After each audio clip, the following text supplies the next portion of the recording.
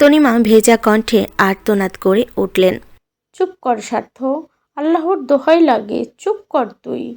ইয়াসির চোখ বুঝে শ্বাস ফেল, মাথা ঠান্ডা করে বলল, ওনাকে এখান থেকে যেতে বলো মা, আমাদের ওনাকে দরকার নেই। ফর গড সেক ওনাকে যেতে বলো এখান থেকে, আমি জাস্ট ওনাকে নিতে পারছি না। শওকত চোখ ছলছল করে উঠল। বড্ড মায়া হলো সাইফুলের। স্বার্থ সান না এইসব, যা হবার তা তো হয়ে গিয়েছে, অনেক বছর তো হলো। সায়ান কি করে ফিরে আসবে বল? জন্ম মৃত্যু এইসব তো মানুষের হাতে নেই। এই একটা ব্যাপার নিয়ে তুই ভাইজানের সাথে কথা বলা বন্ধ করে দিয়েছিস। মানুষটা ভেতরে ভেতরে কত কষ্ট পায় তুই জানিস না? এবার অন্তত ভুলে যা সব। ইয়াসিরের কণ্ঠ নেমে আসে, গাঢ় হয়, বলে, না চাচু, চাইলেও পারবো না আমি। আর শুধু একটা ব্যাপার তো নয়, ওনার ওই অপরাধ শুধু আমার মায়ের বুকে খালি করেনি, আরও অনেকে অনেক কিছু হারিয়েছে। হতে পারে সে অনেকের মধ্যে তুমিও আছো। সাইফুল কপাল গোছালেন। আমি আমি আবার কি করলাম? ঢুক গেল ইয়াসির, এক পল চাইল বাবার দিকে। কপালে জমে থাকা ঘাম এক হাতে তুলে মুছলেন শওকত। ইয়াসির আর বলল না সেসব, প্রসঙ্গ পাল্টালো কড়া ভাষায়। আপনি প্লিজ এখান থেকে যান, আপনাকে আমার সহ্য হয় না। বাবা হিসেবে আপনি যেমন কলঙ্ক, তেমনি কলঙ্কের আমার মায়ের স্বামী হিসেবে আমি চাই না সে কলঙ্ক আমার ভাইয়ের কোনো পবিত্র কাজে সামিল হোক।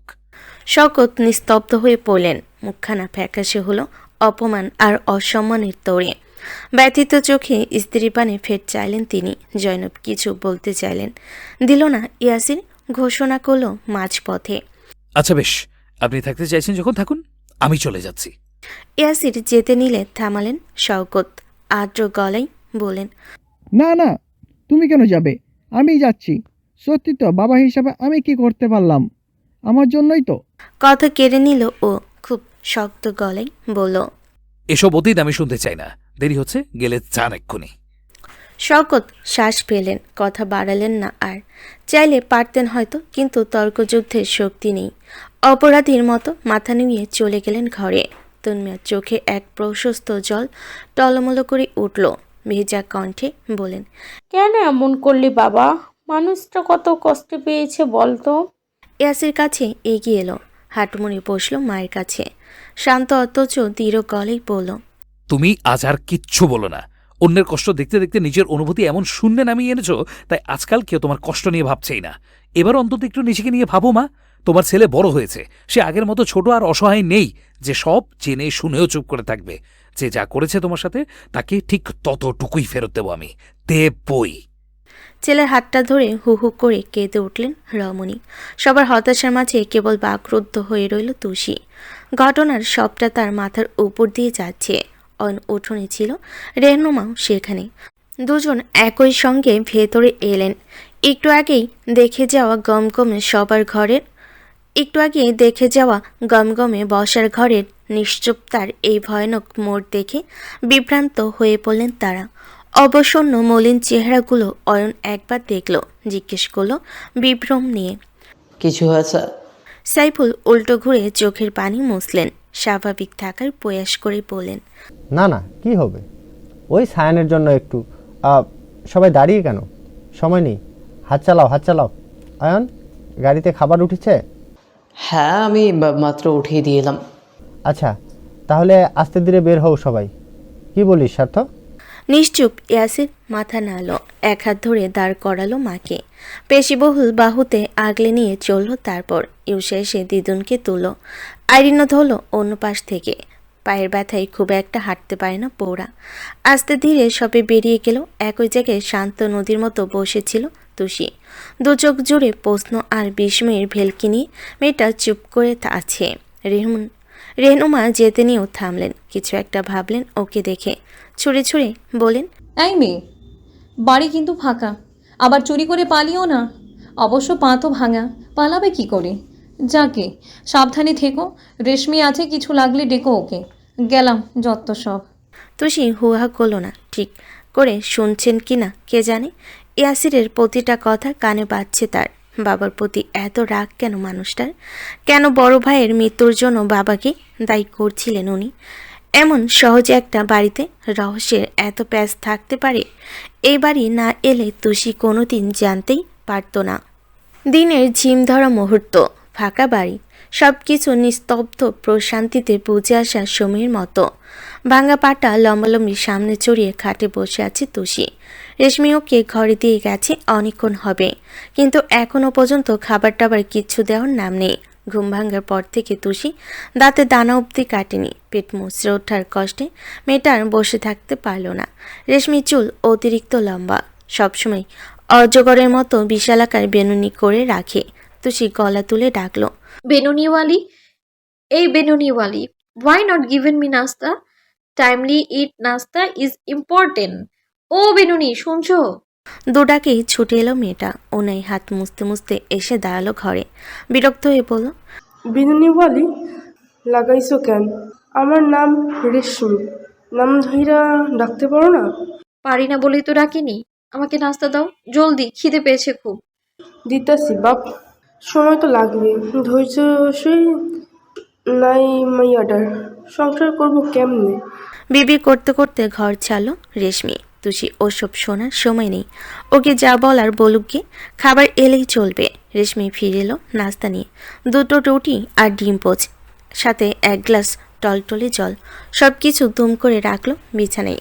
বলল ছুঁড়ে ছুঁড়ে, লন মেম সাহেব, আপনার নাস্তা খাইয়া আমারে উদ্ধার কইরালাম। এত খোঁচাখুচির কথা তুষির পাশ কাটিয়ে চলে গেল। মেয়ের মন চোখ আপাতত খাবারের থালায়। তস্ত্র ঝাঁপ দিল সেখানে, রুটি ছিঁড়ে ডিমে ছোয়ালো। মুখে দেওয়ার মাঝেই রেশমি বলল, আমি বাজারে যাইতেছি, এইতে সময় লাগবে। কিছু দরকার পড়লে কম দিয়া যাই। আমার হইছে জ্বালা, বাড়ির মানুষের সেবা করতে করতে এখন কামের মানুষেরও সেবা করার লাগে। কেন যে আমার পাউডা ভাঙলো না, তাহলে তো আমিও বিছানায় বইয়া নাস্তা খাইতে পারতাম। তুষি কপাল কুঁচকে চাইল। আগে পরে সব কথা ফেলে প্রশ্ন করলো ঝটপট, তুমি কেন বাজারে যাবে? বাজারের জন্য অন্য লোক থাকে না? রেশমি চটপটে খই ফোটানো জিপ মিয়ে এলো অমনি আমতা আমতা করে বলল, জামু, ওই কাম আছে কয়টা, বড় মায় কইছে আমারে যাইতে, আর যে বাজার করে হ্যাঁও তো যাইব। তুষি বুড়ো নাচিয়ে বলল, সত্যি বাজারে যাচ্ছ নাকি অন্য কিছু? কোনোভাবে ওই লোকের সাথে কোনো চক্কর টক্কর চলছে না তো? রেশমির চোখ বেরিয়ে এলো। আচমকা ধরফড়িয়ে বসলো ওর সামনে। অনুরোধ করে বলল, কাউরে কইও না প্লিজ, মোবারক খুব জোরে করতাছে। বাসাত কেউ নাই তো, আমি সব কাম সহ্য কইরা যাইতেছি। সবার আউনের আগেই চলে যাবো। তুমি কিছু কইও না তুষি, মোবারকের বাড়িতে কথা পাক্কা হোক, এরপর আমি সবাইরে জানাবো।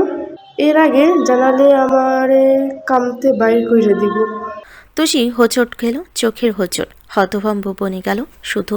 রেশমি ওর হাত ধরে অনুনয় করলো কতক্ষণ। ঘরের বাইরে থেকে মোবারক চিকন স্বরে ডাকলো হঠাৎ।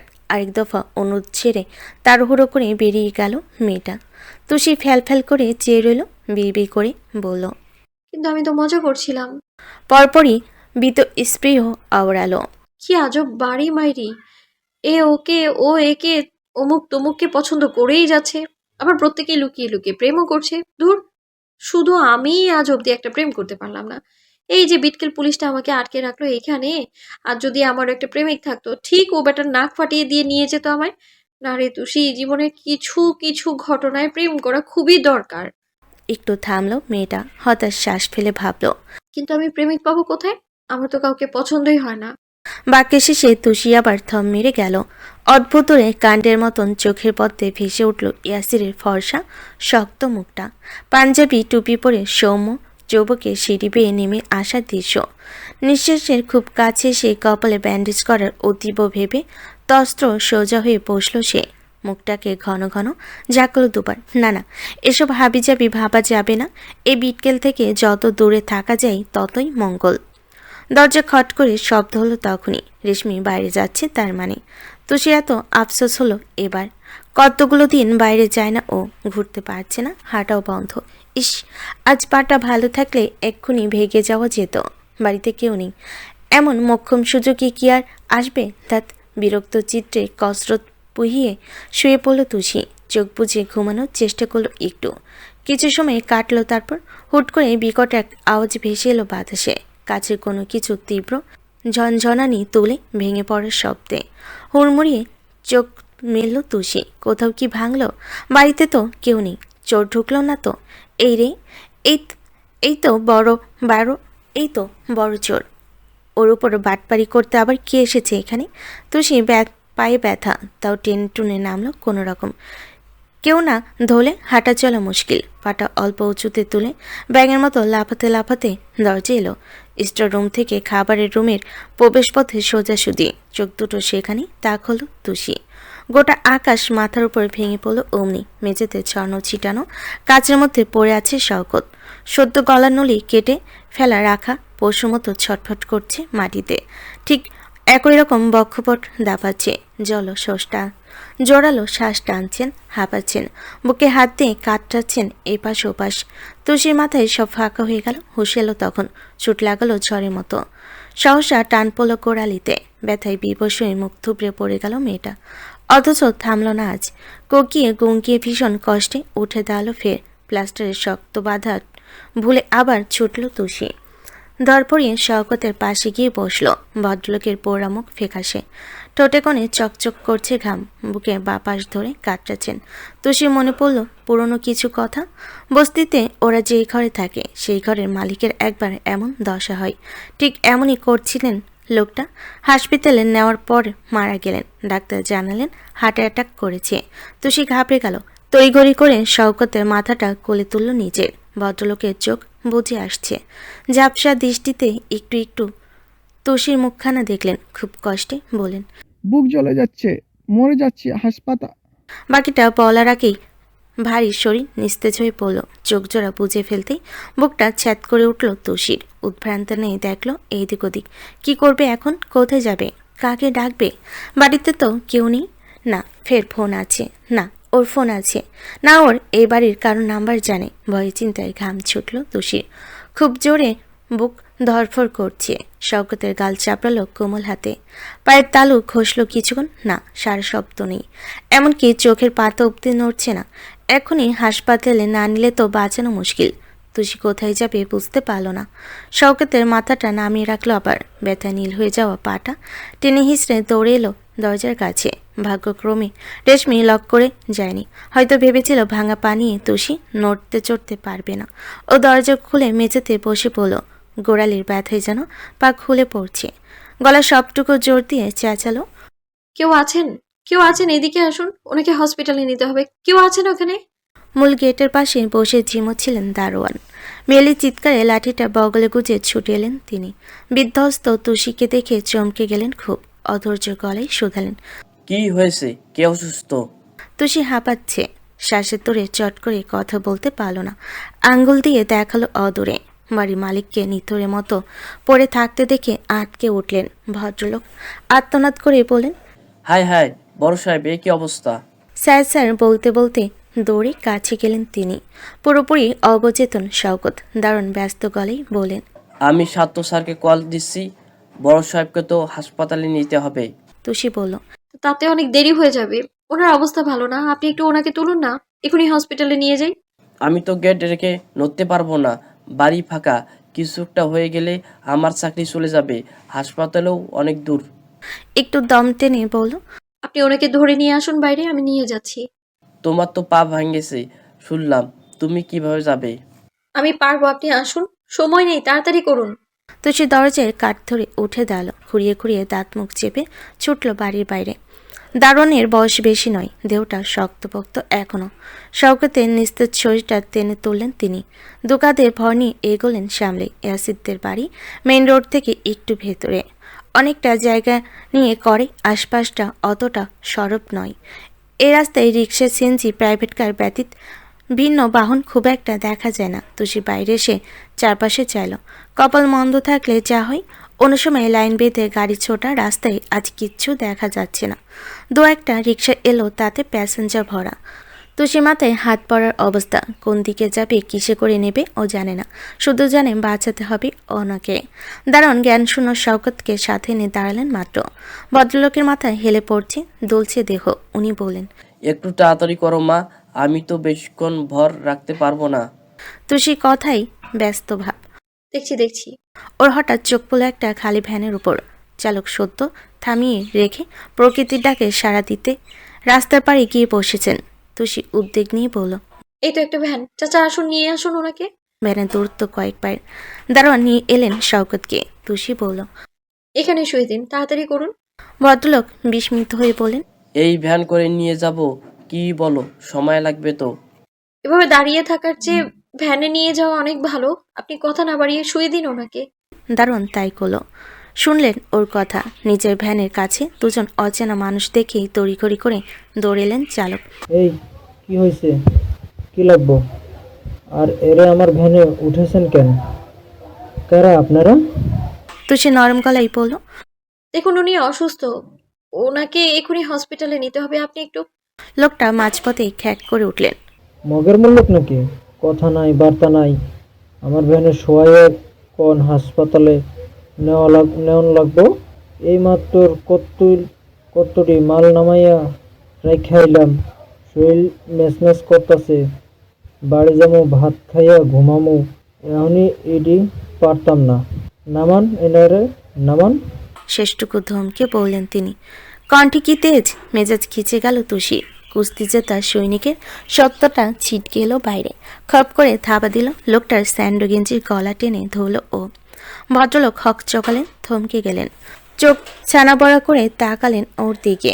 তুষি কটমটি বলল, শালা তেজ দেখাস আমারে? হ্যাঁ, তুই জানোস আমি কে? মাইয়া মানুষ দেখে খুব হালকাভাবে নিয়ে ফেলাইছিস না? এমন ঘা দিব না, মেজানি জন্য শরীরটাই থাকবে না আর। লোকটা হতবাক হয়ে চেয়ে রইলেন কিয়ৎক্ষণ। পরপরই হুম্বিতম্বি ছুলেন। কি কি কি কি করবেন আপনি? মারবেন? মারেন দেখি, কত সাহ। কথা শেষ করার আগেই তুষি নাকের ডগায় একটা ঘুষি মারল। হ্যাংলা পাতলা লোকটা কাগজের মতো উড়ে গিয়ে পিচের রাস্তায় লুটিয়ে পড়ল। দারুণের মাথা চক্কর কাটল তাতে। গোল চোখে একবার লোকটাকে দেখে তুষির পানে চাইলেন। ভ্যান চালক ব্যথায় সোজা হতে পারলেন না। নাকে হাত দিতেই রক্ত এলো আঙ্গুলে। আর্তনাদ করে বলেন, ও আল্লাহ, এটা মাইয়া না ডাকাইত? আমার মেরে ফেলালো রে, কেউ বাঁচান আমারে। তুষি ওসব দেখার সময় নেই। চালকের জায়গায় ও নিজেই উঠে বসলো। দারুণ তখনও হাঁ করে তাকিয়ে। ও বলল, সামনে যে হাসপাতাল পাবো সেটাতেই নিয়ে যাব। আপনি বাড়ির সবাইকে ফোন করে জানিয়ে দিন। ভদ্রলোক নড়ে উঠলেন। ফাঁকা মুখটা বন্ধ করলেন তড়িৎ। রইসই বললেন, রান্না ছাড়া তুষি পারে না, এমন কোনো কাজ পৃথিবীতে পয়দা হয়নি এখনো। তারপর চোখের সামনে দিয়ে ভ্যান চালিয়ে তত্তর করে চলে গেল মেয়েটা। চালক হু হতাশ করে উঠলেন। হায় হায়, আমার ভ্যান, আমার গাড়ি। পেছনে ছুটতে নিলে থামালেন দারোয়ান। বলেন, যেতে হবে না, এটা পুলিশের বাড়ি, গাড়ি পেয়ে যাবেন আপনি। দারুণ হুহা করলেন না। তুষির কথা মতো ফোন বের করে কল দিলেন কাউকে। শওকতকে হাসপাতালে নেওয়ার ঘণ্টাখানেক শেষ। প্রথমে ইমিডিয়েট ইমার্জেন্সি রুমে নেওয়া হয়েছিল। জটিলতা দেখে ক্যাথল্যাবে শিফট করেছে কেবল। করিডোরে লম্বা সারির একটা বেঞ্চে মাথা নুইয়ে বসে আছে তুষি। পা ফেটে যাচ্ছে যন্ত্রণায়, গোড়ালি আবার ফুলেছে। বেগুনি রঙের গোল একটা আস্তরণ পড়েছে ত্বকে। অতটা রাস্তা ভ্যান চালিয়ে আসা তো মুখের কথা ছিল না। এটি বেশ নামি দামি হাসপাতাল, অথচ আসার পরপরই ভর্তি নিতে চায়নি। টাকা জমা করার কথা বলল প্রথমে। তুষি তো বিকেরির মতো চেয়েও কম কিছু না। টাকা কোথায় পাবে? ভাগ্যিস বুদ্ধি করে ইয়াসিরের পরিচয় দিয়েছিল। আচ্ছা, বাড়ির সবে কি খবর পেয়েছে? ওই যে কাউকে জানাবে, সেই উপায়টাও নেই। কি যে হবে এখন? লোকটা সুস্থ হবে তো? তার ভাবনার মাঝেই কজরা পায়ের ধূপধাপ শব্দ ভেসে এলো কানে। চকিতে ফিরে চাইল তুষি। চেনা মুখগুলো দেখে নড়েচড়ে বসল। জয়নব, আইরিন ছাড়া প্রায় প্রত্যেকে এসেছে। ছেলের শোকে কাহিল বৃদ্ধা আরও অসুস্থ হয়ে পড়েছেন। এই মুহূর্তে এতটা পথ ওনাকে টানা হেঁচড়া করা যাবে না বলে রেখে এলো বাড়িতে। সাথে দেখভালের জন্য আইরিন আছে। সবার আগে উদ্বিগ্ন পায়ে ছুটে এলো অয়ন। খুব তাড়াহুড়োতে শুধল, বাবা কোথায় তুষি? তনিমা চোখে এক প্রস্থ জল। কেটে কেটে মুখখানার যাতা দশা। প্রশ্ন ছুলেন হরপুড়িয়ে, ও কোথায়? ও ঠিক আছে? কোথায় ও তুষি? তুষি ঢোকিল। জবাব দিল ধীর স্থির, ওই রুমে। ক্যাথল্যাবের দরজাটা একবার ফিরে দেখল সবাই। সাইফুল বলেন, কখন হলো এসব? কিভাবে হলো? আমাদের জানাওনি কেন তুমি? আমার কাছে তো মোবাইল নেই। ভদ্রলোক দমে গেলেন। স্বর নেমে এলো, তাও ঠিক। ভাইজান এখন কেমন আছে? ডাক্তার কি বলেছে? তুষি মাথা নাড়ল দুপাশে, বোঝালো বলেনি। তনিমার কান্না বাড়ল, দুহাত দিয়ে ওনাকে আগলে রাখলেন রেহনুমা। আর্দ্র স্বরে বললেন, আপা কেঁদো না, ভাইজান ঠিক সুস্থ হয়ে যাবে। আপা তুমি বসো, একটু বসো এখানে। দুর্বল রমণীকে ধরে ধরে কেদারায় বসালেন তিনি। ইয়াসি এসে দাঁড়ালো তখন। রিসেপশনে বিল মিটিয়ে এসেছে। বাকিরা যতটা উৎকণ্ঠায় মরছে ততধিক শান্ত সে। জিজ্ঞেস করলো ঠান্ডা গলায়। কি অবস্থা ওনার?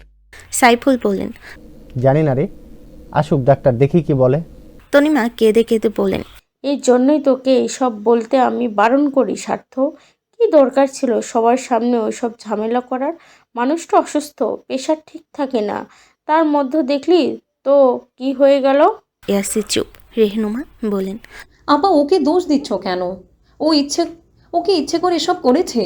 কোনো ছেলে কি চাই তার বাবা অসুস্থ হয়ে হাসপাতালে আসুক? তনিমা কিছু বললেন না। ফ্যাসফেচে কান্নার তোরটা ভালো, শুধু ওই পায়চারি করছে। মাঝে মধ্যে কবজি তুলে চোখ বোলাচ্ছেন ঘড়িতে। ইউসা ফোপাচ্ছে। কোনো একটা খবর পাওয়ার আসেই অধৈর্য সকলের মাঝে। চোখের কোণ তুলে ইয়াসিরকে এক পলক দেখল তুষি। দুহাত বুকে গুছিয়ে মানুষটা চুপচাপ দাঁড়িয়ে। উদ্বেগ নেই, কথা নেই, আছে নিষ্প্রাণ চোখে একটুখানি ভাষা। মানুষ এত নিষ্প্রিয় হয়? কয়েক মিনিট পরে ক্যাথল্যাবের দৌড় খোলা হলো। চিকিৎসকের সাথে একজন নার্স বেরিয়ে এলেন। প্রতীক্ষায় চেয়ে থাকা মানুষগুলোকে জানালেন, পেশেন্ট আপাতত আইসিউতে রাখা হবে, এরপর অবস্থা বুঝে ব্যবস্থা। আপনারা অপেক্ষা করুন। তনিমা ধপ করে বসে পড়লেন আবার। আঁচলে মুখ চেপে হু হু করে কাঁদলেন। চিন্তায় শুকনো চেহারায় গাঢ় ঘাম ছুটে এলো ফের। একটু পর স্ট্রেচারে করে শওকতকে বের করা হয়। তনিমা কাছে যেতে চাইলে বাদ সাধলেন নার্স। স্ট্রেচার নিয়ে আইসিইউর পথ ধরলেন সোজা। ইয়াসির চেয়ে রইল ওদিকে। যতক্ষণ বাবাকে দেখা যায় দেখল সে। শূন্য চোখ নামিয়ে ঢোক গেল। তারপর বুকের কোথাও জেগে ওঠা সূক্ষ্ম চিনচিনে ব্যথাটাকে দমাতে মাথা নুয়ে ফোঁস করে শ্বাস পেল শুধু। দুপুর গড়িয়ে বিকেল হওয়ার ভাব। হাসপাতালে প্রাঙ্গণ ছেড়ে কেউ এক চুল অব্দি নয়নি। তনিমার কান্না ছাড়া কারো কোনো টুস শব্দ নেই। তুষি নিস্তব্ধ নেই বসে আছে। পায়ের শিরায় ফুসে ওঠা যন্ত্রণা গিলে অসহায় চোখে বাড়ির মানুষগুলোকে দেখছে সে। ইউসা তনিমা দুজনেই কাঁদছে। রেহনুমা একটু পরপর চোখের জল মুছছেন। তুষির বাবা মা ভাই বোন কিচ্ছু নেই। পরিবার কি কেমন হয় জানে না ও। তবে ইয়াসিরের বাড়িতে আসার পর সবিকে এক টেবিলে খেতে দেখেছে, গল্প করতে দেখেছে চায়ের আসরে। দুই যা মিলে হাতে হাতে রান্না করা, একে অন্যের ছেলে মেয়েকে আগলে রাখা বুক দিয়ে। বিদ্যা শাশুড়ির যত্ন, ইউসা মিন্তুর খুনছুটি, সব মিলে সৈয়দ ভবন তুষির চোখে অন্যরকম আলো। ও চায় না এই পরিবারের সাথে খারাপ কিছু হোক। অবশ্য তনিমার মতো সুকমল নারীর সাথে খারাপ কিছু কি সৃষ্টিকর্তা কখনো করবেন? না না, এ তো হতেই পারে না। তুষি নিশ্চিত মানুষটা সুস্থ হয়ে যাবে, ঠিক ফিরবেন তার আপনজনেদের কাছে। সৃষ্টিকর্তা হয়তো শুনলেন আজ। কমসে কম 2 ঘন্টা পার করে চিকিৎসক জানালেন রোগী সুস্থ আছে, জটিলতা কেটেছে তার। প্রাইভেটে শিফট করার আধা ঘন্টা পর সবাই দেখা করতে পারবে। আর সেই মাহেন্দ্রক্ষণ আসতেই সবাইকে ফেলে ছুটে গেলেন তনিমা। সাইফুল থেকে ইউসা অব্দি কেউই বসে রইল না। তবে ইয়াসি ভেতরে ঢোকেনি, কেবিনের চৌকাঠে দাঁড়িয়ে বাবার শুষ্ক মুখটাই চেয়ে রইল সে। কাঠিন্য মোড়ানো দৃষ্টিতে আজ নম্রতার জোয়ার। বেডে শোয়া পৌর মানুষটাকে দেখে বুকখানা মোচড় দিল ফের। শওকত নড়ে উঠলেন সে সময়ে। নিবু চোখ মেলতে চট করে সরে এলো ইয়াসির। তনিমা স্বামীর খুব কাছে বসেছেন। ও পাশটাই সাইফুল। নিরন্তর ভাইয়ের মাথায় হাত বোলাচ্ছেন ভদ্রলোক। শওকত চোখ খুলে সবাইকে দেখলেন একবার। রেহনুমা জিজ্ঞেস করলেন, এখন কেমন আছেন ভাইজান? ভালো লাগছে একটু? অল্প ঘাড় নাড়লেন তিনি। ভেজা গলা চাপিয়ে তনিমা কিছু বলতে পারছেন না। স্বামীর শীর্ণ হাতটা ধরে কাঁদলেন শুধু। মৃদু হাসলেন শওকত। রুগ্ন স্বরে বলেন, কেঁদো না তনিমা, আমি ভালো আছি এখন। ইউসা চোখ মুছিল ও নাই। শওকত হাত বাড়িয়ে ডাকলেন, বোকা মেয়েটা কাঁদছে কেন? আয় দেখি, এদিকে আয়। নরম পায়ে ছুটে এসে দাঁড়ালো সে। শওকত গাল ছুতেই ঠোঁট উল্টে চোখের জল ছেড়ে দিল ফের। আহা, আবার কাঁদে কেন? চাচ্ছু তো ভালোই আছি এখন। ইউসা নাক টেনে বলল, আমরা খুব ভয় পেয়ে গেছিলাম চাচ্চু, তুমি আর এরকম ভয় দেখাবে না আমাদের। আচ্ছা বাবা, দেখবো না। অয়ন, তোমার মুখ কালো কেন? সবাই এখনো এমন মনমরা হয়ে থাকলে চলবে বলো তো? অয়ন ফোঁস করে শ্বাস ফেলল। বাবা, তুমি নিশ্চয়ই নিজেকে নিয়ে খুব খামখেয়ালিপনা করছো। মায়ের কথা শুনছো না, তাই না? না হলে সুস্থ মানুষ হঠাৎ এমন অসুস্থ হবে কেন? শওকতের ঠোঁটের এই অল্প হাসি মুছল না ভেতর থেকে জেগে ওঠা দীর্ঘশ্বাস মিটিয়ে নিলেন বুকে। আত্মর চোখে একবার কেবিনে দরজাটা দেখলেন তিনি। সবাই এলো, অথচ ইয়াসির ও এলো না। তারপর হুট করে কপাল গোটালেন ভদ্রলোক। রুমের চারিদিকে ভালো করে দেখলেন। সাইফুল খেয়াল করলেন ব্যাপারটা, জিজ্ঞেস করলেন, কিছু লাগবে ভাইজান? ওই মেয়েটা কোথায়? সাইফুল? রেহনুমা বলেন, কোন মেয়ে ভাইজান? ওই যে তুসি মেয়েটা যে আমাকে নিয়ে এলো এখানে। ইউসা বলল, ও তো বাহিরে বসে আছে। ডাকো তো। সবাই অবাক হলো, বিভ্রান্ত হয়ে মুখ দেখলো নিজেদের। শওকত তো তুষি নাম শুনতেই পারে না, ডাকছে কেন তাহলে? ইউসা সময় নিল না, আনছি। বলেই স্ফূর্ত পায়ে ছুটে গেল সে। তুষির ক্লান্ত লাগছে, কতক্ষণ ধরে বসে আছে এখানে, একটু শুতে পারলে ভালো হতো। পায়ের সাথে পিঠটাও ব্যথা করছে এখন, একা একা তো কোথাও যেতে পারবে না। উফ, পা ভাঙ্গার এত জ্বালা। মেজের বুকে চোখ নামিয়ে মেয়েটা ঝিম ধরে রইল। পায়ে হঠাৎ এত ব্যথা করছে কেন? ভ্যান চালানোর সময় তো এমন করেনি। তখনই একটা দীর্ঘ কালো অবয় ভেসে এলো ফ্লোরে। তড়িৎ মাথা তুলল সে। পর্বতের মতো দেহটা নিয়ে এসে দাঁড়িয়েছে ইয়াসির। তুষির চোখ গিয়ে সরাসরি পড়ল মানুষটার নয়নতারার মাঝে। ক্ষুদ্ধার নির্জীব দৃষ্টি দেখে বাঁকা সিদ্ধারা সোজা হলো অমনি। ইয়াসির বলল, বাবাকে তুমি ভ্যানে করে এনেছো? মেয়েটা ঘাবড়ে গেল একটু। ইয়াসিরের চোখ মুখ এত নিরুদ্বেগ, বুঝতে পারল না কাজটা ভালো না খারাপ করেছে। মিনমিন করে বলল, আসলে আমি গাড়ি পাচ্ছিলাম না, বাড়ির গাড়ি তো আপনারা নিয়ে গিয়েছিলেন, তাই মানে আমি। এলোমেলো উত্তর দিয়ে ঠোঁট টিপল তুষি। ইয়াসির কিছু বলবে তখনই দুরন্ত পায়ে হাজির হলো ইউসা। থেমে গেল সে।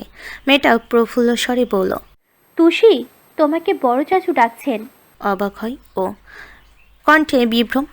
আমাকে কেন? ইউসার পেছনে মাত্র এসে দাঁড়িয়েছে অয়ন। উত্তর ছুল সে। সেটা বুঝতে হলে তো ভেতরে আসতে হবে। তুষির মুখ কালো হয়ে গেল। পায়ের যা অবস্থা, মাটিতে ছোঁয়াতে পারবে কিনা কে জানে, কিন্তু বলার আগে হাত ধরে টানল ইউসা। এসো এসো, তাড়াতাড়ি এসো। ইয়াসির বলল, আস্তে, পা ভাঙা ওর। জিভ কাটল মেয়েটা। সরি, খুশিতে সব ভুলে গেছি। আমি ধরে নিয়ে যাচ্ছি। তুষি, তুমি আস্তে ধীরে ওঠো। তুষি মনে হচ্ছে ধরলো কাজ হবে না, পা নড়াতেই পারবে না ও, কিন্তু বলল না সেসব। উঠে দাঁড়ালো চুপচাপ। ঠিক ঘটল তাই। আঙ্গুল মাটিতে ছোঁয়াতেই যেন পাঁচ পড়ল হারে। বিদ্যুতের মতো স্পন তুলে কেঁপে উঠল জায়গাটা। ব্যথায় তাল হারিয়ে ডলে পড়তে নিল তুষি। ইয়াসির হাত বাড়িয়ে ধরতে গেল, তুরন্ত বজ্রেনাই মাঝখানে চলে এলো অয়ন। বলল অকপট, তুমি ছাড়ো ভাইয়া, ওকে আমি দেখছি। তারপর আর কথা নয়। সবার মাঝেই হুট করে তুষিকে কোলে তুলল সে। মেয়েটা চমকে গেল, স্তব্ধ হলো। ইউসার মোটো থেকে তুষির হাতটা ছুটে গেল সাথে। হতবাক বনে গেল। ভাইয়ের পানে ফিরে চাইল সে। ইয়াসিরের কপালে ভাঁজ পড়েছে। তীক্ষ্ণ নিঃশব্দ দৃষ্টি অয়নে চলে যাওয়ার পথে, কিন্তু অয়ন সে ওসব দেখল না। তার ধ্যানজ্ঞানের রাজ্যে তুষি আছে যখন, এই মুহূর্তে আর কি চাই? মানুষের পূর্ণ কেবিন নিশ্চুপ আপাতত উপস্থিত। সবার চোখে মুখের এক পশলা বিভ্রান্তির মাঝে অয়ন সোজা তুষিকে নিয়ে ঢুকল। সামনে থাকা এত এত গর্জন বিন্দুমাত্র প্রভাব ফেল না স্নায়ুতে। বেডের পাশে একদম যে ছোট টুলটা থাকে, তুষিকে সেখানে এনে বসালো অয়ন। অমনি রেহনুমা কপাল কুঁচকে ফেলেন। কি আশ্চর্য, অয়ন এ মেয়েকে কোলে নিয়েছে কেন? ভদ্রমহিলা এক পলক বাকিতে দেখলেন না, উনি ছাড়া ব্যাপারটা কারোর তেমন বিশেষ মাথা ব্যথা নেই। সাইফুল থেকে শওকত প্রত্যেকেই স্বাভাবিক, রেহনুমাও তাই কথা তুলতে গেলেন না। ভাবলেন বোধহয় পায়ে ব্যথা, স্বার্থ ধরেনি বলে অয়ন নিয়ে এসেছে। আসুক, ক্ষতি কি? মানুষের উপকার করার তো খারাপ কিছু নয়। অন্যদিকে চিন্তায় ভুগছেন তনিমা। শওকত হঠাৎ তুষিকে কেন ডাকলো? অন্তত মানুষটার ভেতরে মেয়েটাকে নিয়ে যে কত তিক্ততা জমানো, ওনার চেয়ে ভালো কে জানে। তুষির মতিভ্রম তখনও কাটেনি। আচমকা এমন করে ছোঁয়, মুখশ্রীতে হকচকানো ছাপ স্পষ্ট। ওকে বসিয়ে দিয়ে ছেলেটা সোজা হয়ে দাঁড়ালো। কেবিনের এ মাথা হতে ও মাথা বইতে থাকা হাওয়ায় নিশ্চুপতার মাঝে কতগুলো নিঃশ্বাসের শব্দ ছাড়া এখানে তেমন কিছু নেই। তুষির প্রশ্নবিদ্ধ চাহনি যখন অয়নের ফর্সা মুখে, তখনই মাথায় একটা কোমল হাত পড়ল। মেয়েটা ঘাড় ফেরালেন চৌকিতে। শওকত মাথায় রাখা হাতটা চুলে বোলালেন। বড় নিবিড় এই ছোঁয়ায় চমকে গেল তুষি। দৃষ্টিতে অবিশ্বাস নিয়ে হাঁ করে ফেল। একপল হাতটা দেখল, একপল শওকতের রুগ্ন মুখ, কেমন জলের মতো নরম লোকটার দৃষ্টি। বহুদিনে জমানো রাগ ক্ষোভ সব যেন মোম হয়ে গলছে। শুধু তুষি একা বিস্ময়ে তখন কেবিনের প্রত্যেকটা মানুষের মাঝে। তনিমার ঠোঁট ফাঁকা করে ফেলেছেন, তার চোখ মেলে দেখছেন স্বামীকে। রেহনুমা থেকে সাইফুলও একই রকম স্তম্ভিত বিহ্বল। শওকত ভেজা গলায় বললেন,